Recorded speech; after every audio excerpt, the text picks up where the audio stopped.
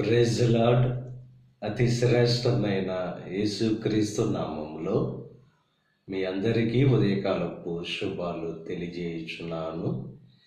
ఈరోజు దేవుడు మనకు అనుగ్రహిస్తున్న అతి శ్రేష్టమైన వాగ్దానము జకర్యా 2వ అధ్యాయము 10వ వచనాన్ని చదువుకుందాము. నేను వచ్చి మీ మధ్యను నివాసము చేతును. ఆయన మీ మధ్య నివాసం చేస్తానని చెప్పి వాగ్దానం చేస్తున్నారు. ఆయన మన మధ్యలో ఉంటే మనకు సంతోషమే, ఆనందమే. ఎప్పుడైతే జక్కయ్య గృహంలోనికి దేవుడు వెళ్ళాడో ఆ గృహానికి రక్షణ వచ్చింది, సంతోషం అనేది వచ్చింది.